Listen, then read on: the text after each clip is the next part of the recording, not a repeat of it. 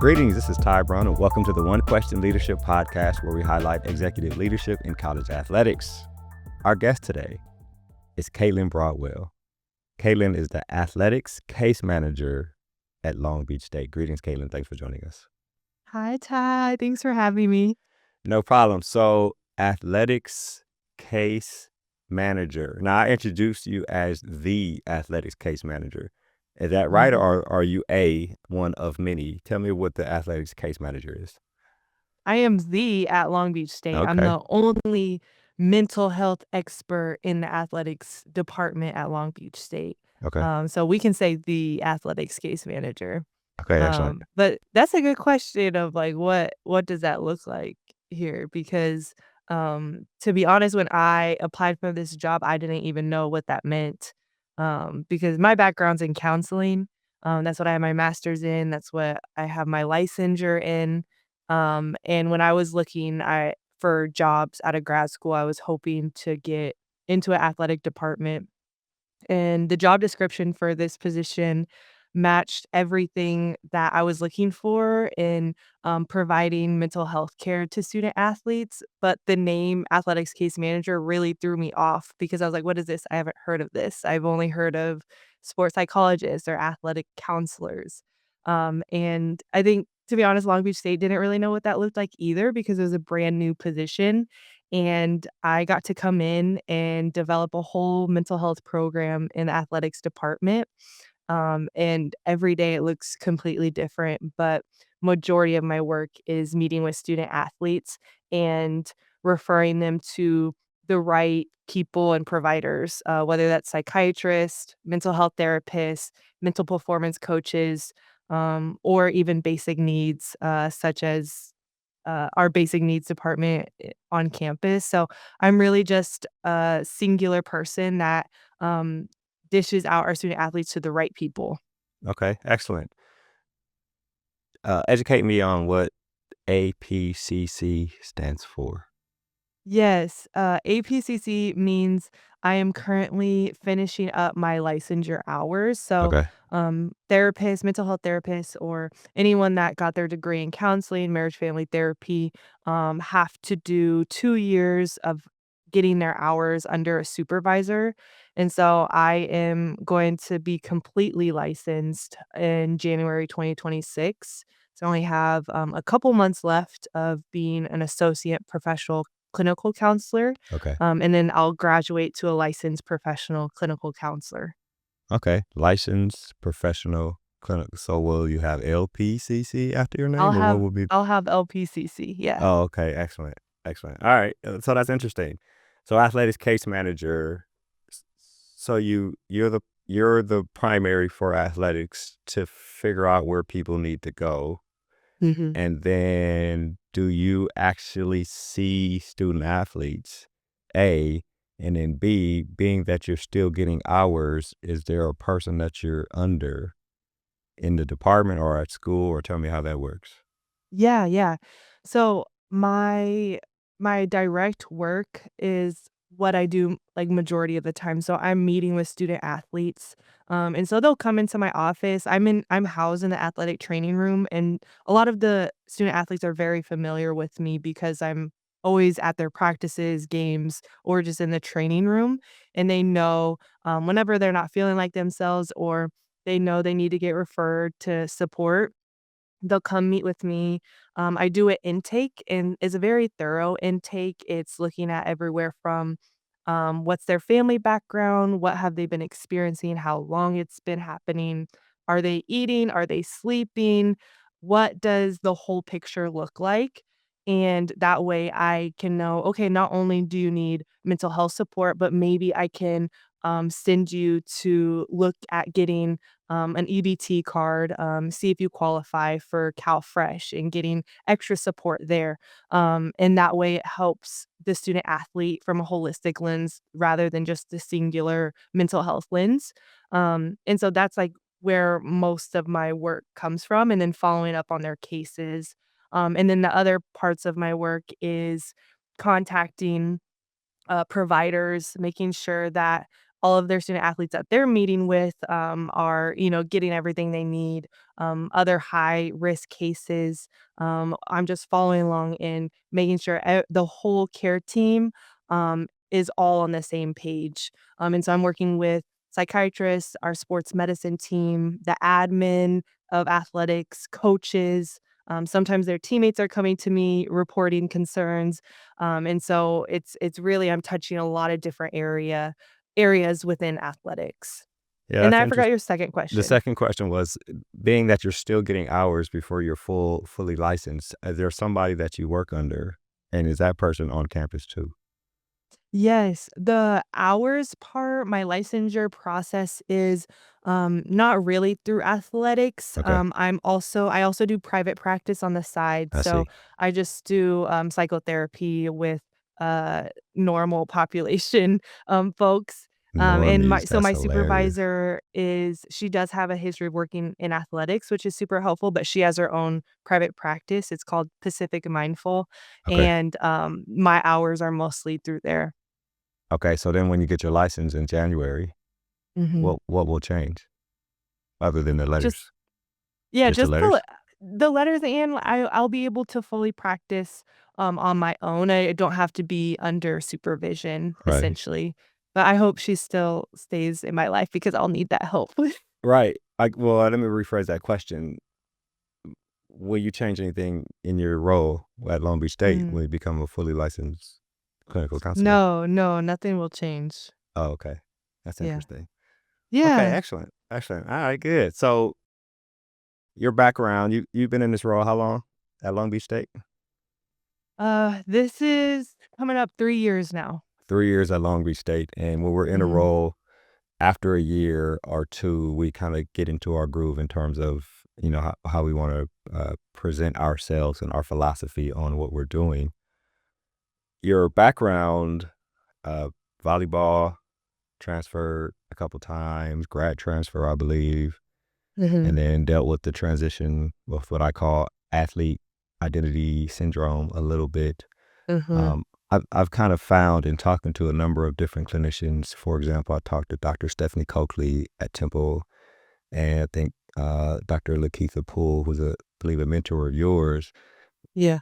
in terms of like the identity crisis that athletes go through when they finish playing.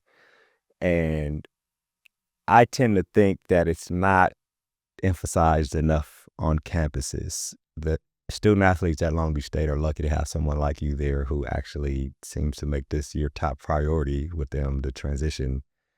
But a lot of us athletes, we figure it out, graduating, and we got to figure out who we are and what we do in the world, how who we are applies to what we do in the world. So I wonder, is it just your experience that made this important to you, Mm. or like, growing up with athletes, a bunch of different athletes, did you see them and that helped to have a passion for this specific subject, which I have called athlete identity syndrome? Yes, I love that term. I think it should stick. Okay, use it Um then. Yes, it's so real. So, I actually oddly became passionate about this little niche in the athletic space in 2016. So, I wasn't even close to finishing up my college career then, but I was living with, 16 college volleyball players. There was an internship in California where we got to train and then work on the side, and it was 2016. The Rio Olympics were about to come on that summer, and in California, the women's national volleyball team was training in Anaheim, and they had about a few weeks left of their training. And just a few weeks before they shipped out to Rio, they did their last round of cuts. And our one of those athletes that got cut ended up moving in with 16 college volleyball players to continue training while she kind of figures out what's next. And I heard her story of how, just like she was about to go to the Olympics and reach her dreams, and just 2 weeks before, it just, like, got cut like that, and they gave her a trash bag and said, "Put everything in your locker in there and, like, good luck." And I was like, "Wait, that's it? Like, you've trained your whole life, for it to be taken away like that, and that completely opened up my eyes to how devastating that transition can be for athletes. And so then all throughout college, I started researching it with every, like, research paper. In grad school, I started doing it. And then I had my own transitions. I retired, or I thought I was retiring from indoor, after my 4 years of competing, and then decided, "Okay, I'll go play beach volleyball." And then retired from a whole different level, and I got to experience, completely different transitions, and that's where I started developing programming for student athletes on preparing them for life after sport. And now it's kind of turned into what I do here at Long Beach State with our student athletes in many different capacities. One of them being the podcast that I have, Hanging Up the Jersey, where I just interview folks sharing their story about how they transitioned, because we need that representation of, you're gonna be okay, like, it's really hard. This is, like, what they had to go through, because of their story, but then most of the people I've interviewed are thriving now, and, it's not, a crisis at that point. And so that piece really gives students hope. That's my goal anyway. And then, with Long Beach State, I started off doing, a program called Life After Long Beach. It was really just a 2-hour workshop for our senior student athletes, and our our our athletics department has been building out curriculum, or sorry, courses for our student athletes. So we had a freshman year course, that's been going on for about 2 years now. So all of our freshman student athletes take this course. They get 1 credit, and it's basically like how to survive in college. And then last year, or this past year, was our first year we rolled out the senior student athlete course. Um, and as we were preparing, they were like, "Can we basically use what you did in the workshop for the curriculum?" And I was like, "Well, like, I'm writing a book, so it's, like, gonna be a whole book and curriculum." And they're like, "Perfect, can we use that? Like, finish that up this summer and let's use it." And so now it's a whole class, and I get to teach some of the classes. Other classes, we let experts in whatever topic teach on that.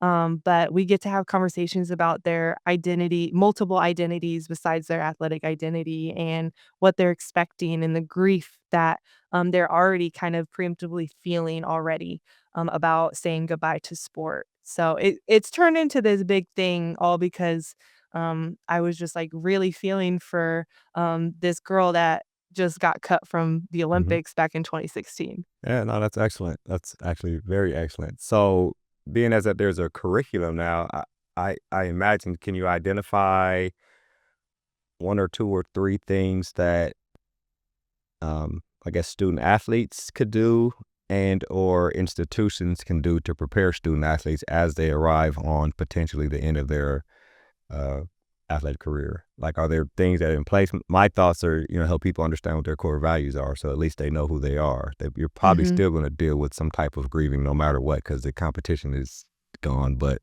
Yeah. it's easier if you kind of know who you are. Are there 1 or 2 things that you feel like should be in place, or the athletes can do, or institutions can put in place? Yeah, on the athlete side, Hmm. there's so much research that talks about how they can help themselves prepare, for life after sport. And some of the key tasks that I've found, that kind of line up in a lot of the papers, is talking about building a community. And because athletes, like, I'm sorry, all throughout my life, athletes have only been my friend. Like, my teammates are my friends. And when that is gone, you have to learn how to make friends, and that's really hard. And so building a community outside of athletics, outside of your teammates, is really, really critical in, like, their transition. And so my biggest advice is always having my student athletes get into hobbies and activities and social circles that aren't surrounding their sport. So whether that's, if they have a music interest or an art interest, or they want to play other sports, it's tapping into those areas. So it's separates themselves of, I'm not only a volleyball player, but I also love to play pickleball. I also love going to concerts and spending time with music and nature. And so it really expands their identity. So that's not their sole identity. And when, that's over, it's not as crushing because they have other interests and hobbies that they can invest their time in. Yeah, that's excellent. That's similar to what Dr. Coakley told me when I had her on the podcast. Similar thing, right? You start helping them find interests that are outside of the sport they play while they're still playing so that it softens the landing when they actually transition. One of my thoughts, and I don't know if anybody agrees with me, but one of my thoughts is when Tom Brady was going through his issue, right? A lot of people talked about the divorce, which was probably weighed on him a lot. But I think a lot of the issue at the time was him trying to separate from being a star athlete at a high level who had just won a Super Bowl, and now I'm being asked to retire. Mhm. And he had been playing at a high level probably since 7 years old. So this is 30 some odd, 32, 33, 34 years playing at a high level, winning, especially at the highest level. And now I'm supposed to just give it up, which is hard to do. So Mhm. I think there was probably some of that in there in terms of his transition, what he's going through, what he went through with his ex-wife, all those things. That's hard, especially if you've been playing at a high level. For one thing, Dr. Coakley said is like the longer you play and the more successful you are, the harder it is to transition away. Do Mhm. you have any thoughts on? Wait, you have any thoughts on that first? What I just said about Tom Brady? Yes. I mean, I was also thinking about how even though Tom Brady, retired recently, we have now the landscape for athletics, college athletics, and professional athletics is changing so fast, especially for female athletes finally getting the clout that they deserve. Um, but with that, the success, and the benefits of being at such a high level makes it 10 times more difficult than transitioning earlier on, and that's, like, part of my story too because I first retired from indoor volleyball from a D2, where no one really cared that much that I played at Colorado State Pueblo. My friends were proud of me, but it wasn't something that a lot of people really looked up to. But as soon as I went to LSU and played beach volleyball there, that completely shifted how I viewed myself and that identity, of being an athlete got so much deeper, and so that's why that transition was so much harder for me because I was getting all of this attention from people who, even though I played the past 4 years and did really well, now that I'm at LSU and it's a well-known, really well-established athletic school,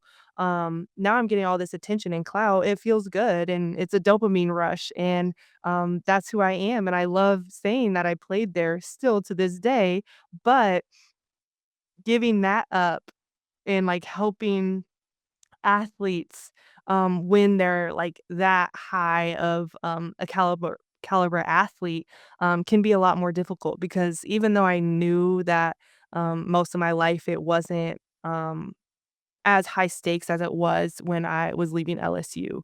Mhm. So that I totally I can't comprehend the level that professional athletes like NFL or NBA players that have that, are able to let that athlete identity go. Yeah, yeah, that's tough.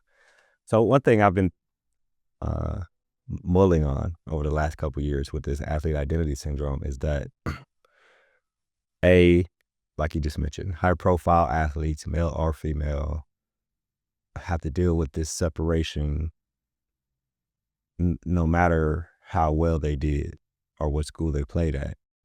But Mhm, now when you're high profile and you're getting money in college, to mhm, me, it seems like the separation is even more enhanced and exponential because A, I got this regular thing that I'm separating from, but now I got to go find a job that's going to pay me probably one third of what I was making when I was in college as an athlete, which mhm, sounds crazy to say.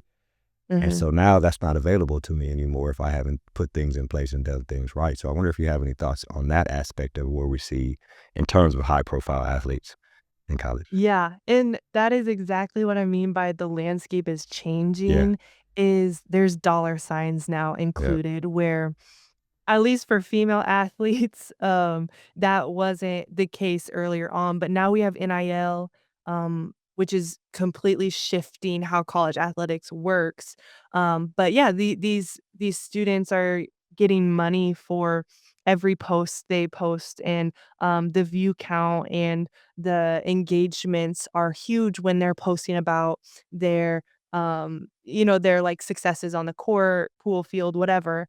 And then when they retire and they don't have those highlight reels to be posting on Instagram, TikTok, they're not getting as big of an engagement because their following is future student athletes or athletes that wanna be like them, fans. And when the fans see that they're not posting their highlight reels anymore, the engagements go down, self-worth goes down, money goes down coming from TikTok, Instagram, and yeah, they're not getting, um, deals with local or, like, big brands because they're not playing anymore, and so that adds a whole 'nother layer that I think not a lot of people are talking about, so I'm really glad you brought that up.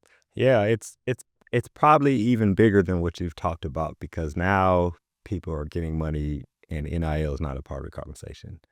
Mhm. Or it is, but it's really not. It's almost like when I was going to school, it was under the table, but now the Right. conversation is like, look, 325,000 if this offensive lineman comes here to play football.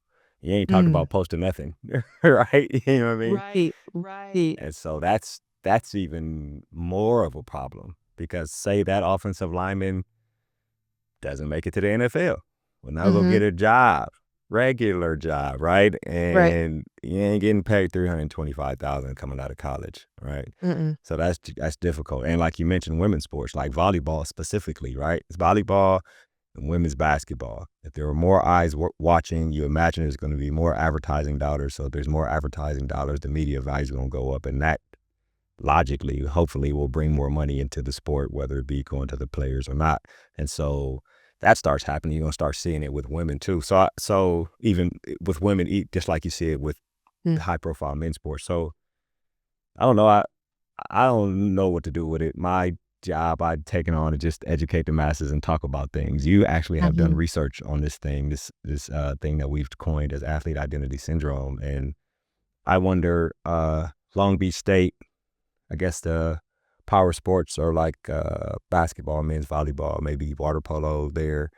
Mhm. Do you see this when you're meeting with students? Do you see these things, these separation? And do you have a does Long Beach State have an apparatus set up similar to what Michigan State and LSU have, where former athletes can always come back and get some type of counseling through a third party, like the Hope Foundation or something like that? Right. We don't have anything set up like that. But, back to the original question of do I see this, I think the transfer portal, the COVID extra year, I think they're talking about changing how junior college Oh yeah, transfers right. count towards eligibility. All of this, has been actually really incredible to watch because I'm watching some of my student athletes that are in their 5th or 6th years of playing, still trying to scrape and find a way to get 1 more year, despite maybe their body not really needing another year, like, their body's like, "Please let me, like, retire," Yeah, right. um, because of their identity, especially in social media, especially because they're getting money and Hmm. NIL deals. They're not wanting to retire, they're not ready to transition, they don't wanna step into the real world, and how can we blame them? Like, there's so much that they get out of it, but it is really hard to watch because now that I'm on the other side of experiencing life after all of that, I'm like, there's so much more that we can be doing and tapping into, and, like, you could be exploring about yourself, that I think it's, like, stunting their identity, Oh, growth okay. at this age. That makes sense because I'm trying to stay, which I probably, if I was getting money when I was a walk on at Michigan State and there wasn't any money coming my way. But if I was getting money, Yeah, I'm gonna probably if I didn't think I was a professional athlete, or if I was in a sport where professional athletes seem to get paid a whole lot, yeah, I'm definitely trying to Mhm. stay this extra year so I can get this extra loot, which is super Totally. interesting. I'll ask you a couple questions and we'll wrap. First question, I want you to tell me again, because I don't remember your answer. What should organizations be doing? You mentioned helping them find hobbies and find other interests. Mhm. Mhm. Does that mean, like, getting them involved with student organizations on campus? Like, because a lot of times, like you mentioned, athletes don't have time, and coaches sometimes aren't about you getting into other things because that takes away from what we're doing here. Is there a Mhm. formalized way that you do it at Long Beach State that if there are any other administrators or mental health and well-being professionals listening to this podcast could take and put in place? Yes. I A lot of universities do a great job of bringing programming to their student athletes, whether Okay. that is career nights or resume building workshops. There was so much education on the financial aspect of what happens to you after sport, your job piece. And so it's really just adding to what's already there. You Universities already have the funding to bring these programmings in for the financial aspect of transitioning out of sport. So it's also adding the emotional side, the physical side, the just overall health and wellness piece to the transition. And at Long Beach State, we now have a whole class that senior student athletes Oh, yeah, will your be class, right. taking that help prepare them for life after sport, and that's a semester long. We get really in depth, but I I think like that if idea. that's not possible, universities are able to do workshops or other programming, and I think simply just talking about it, bringing alumni in to share their experiences, it has been really impactful for us. And so there's really cost efficient ways to be addressing this need. And the NCAA has also pointed out that this topic is needed um, to be had like with that student athlete population in their recommendations for D1 universities. And so this is a topic that is important and is being talked about right now. Um, and I think it's really easy to add into the programming that's already built for student Right, but athletes. there's something you said there I think is important, and I don't know how many schools do it. Maybe this is something that all schools do. I don't know because I haven't worked on campus.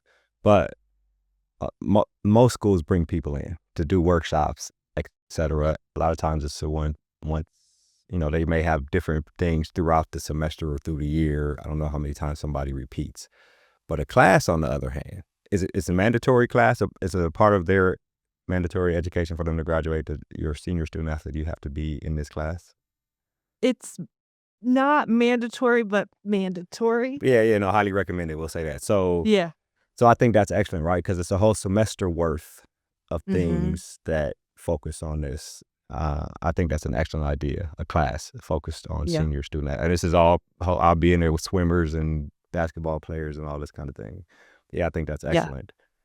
Yeah. My last question here. So you mentioned that the curriculum for the class, they use your curriculum there at Long Beach State, and that will be a book available to people. What is this Mhm. book called? How is it set up? Is it a straight read? Is it a workbook? Talk to me a little bit about this book. Yes, so Hanging Up the Jersey, the workbook, Okay. it is a workbook that really touches on different areas of the transition. The different areas being what to expect physically, so how your body changes, how your nutrition changes, how you don't have access to athletic trainers at the snap of your fingers anymore. It talks about emotionally, so the grief, the piece of like, how do I cope with all of this? And then talks about the financial piece. So it gives little tidbits of how to financially prepare and plan post athletics. And then it has life skills, teaching, like how to make a schedule, how do I make friends socially, how do I network. And then it has a little bit of career related items. And so this workbook is like supposed to fully encompass just like the different areas of specifically how being a student athlete is difficult transitioning to not being a student athlete. And it's a workbook, so, you read about the topics and, the research that states like what student athletes experience usually in that specific area. And then it has an activity to kind of match with it. So we do a lot of value work. We do um, finding different hobbies and how to make friends, and our student athletes had a lot of fun going through that workbook, and I think a part of it was because we got to process and talk about it in class together, so that was really helpful, but, yeah, I this workbook will be available on Amazon, hopefully in the coming month. I wish I had an exact date, but yeah, the goal is to get it to anybody that is ready to transition, is about to transition, or already has transitioned out of sport. Okay, excellent. So your podcast is called Hanging Up the Jersey, Mhm. and the book that will be published soon is called Hanging Up the Jersey, the workbook, right? Yes, yes, correct. Excellent, Caitlin. This has been an excellent conversation. One thing I do appreciate is offline, I asked you about college athletics and where are you in terms of your career? And you said, well, college athletics isn't primary. What's primary for me is student athletes. And that shows the passion you have for what you do. And I really appreciate you joining us here on the One Question Leadership Podcast. Awesome, thank you so much for having me. Yes, ma'am. That was Caitlin Broadwell. She is the athletics case manager at Long Beach State. And of course, I am Ty Brown with One Question. And keep in mind, the role of a leader is to create and maintain an environment that people want to be a part of. And as always, be better tomorrow than you are today.